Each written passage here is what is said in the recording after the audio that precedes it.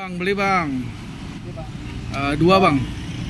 Campur semua, Bang? Iya, campur semua. Ini es podeng ya bang ya? Iya. Ini apa nih bang? Ini cendol, Bang. Saya nyebut. Cendol. Bukan mutiara ya? Bukan. Kalau mutiara dia belinya di pasar. Ah. Kalau ini bikin sendiri. Oh, bikin sendiri? Oh, berarti cendolnya homemade. Itu pakai roti.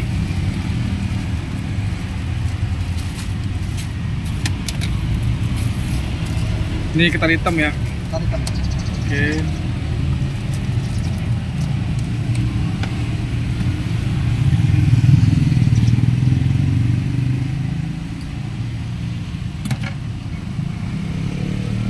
Dikasih alpukat.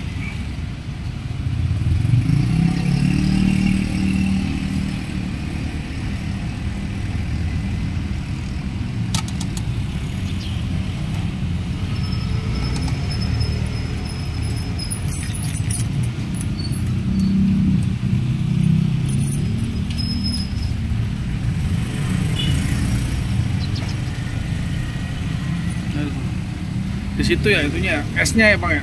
Ini esnya, Bang. Oke.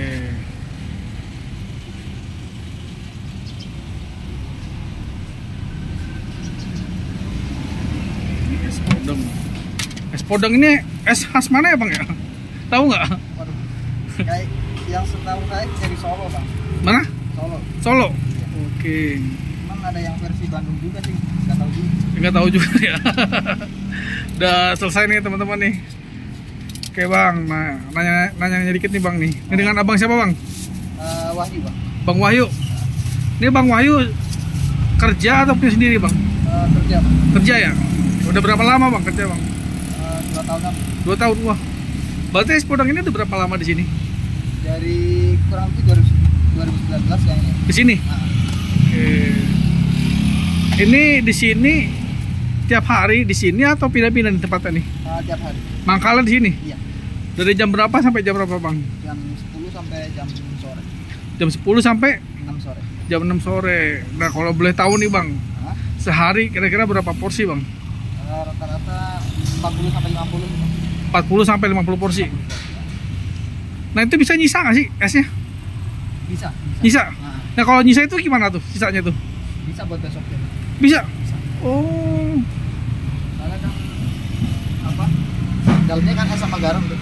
Sama jadi biar awet gitu ya, nggak Awet. cair ya. Nah setelah di rumah diapain lagi tuh bang?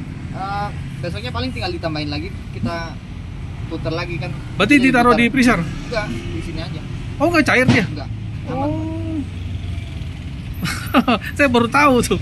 Iya. Ini kalau es podeng ini proses pembuatannya gimana bang? Diputar, Pak. Diputar? Nah, jadi santan udah dikasih gula, Hah? segala macam. Terus di es batunya di luar sama garam, jadi tinggal diputar doang. Diputar aja gitu.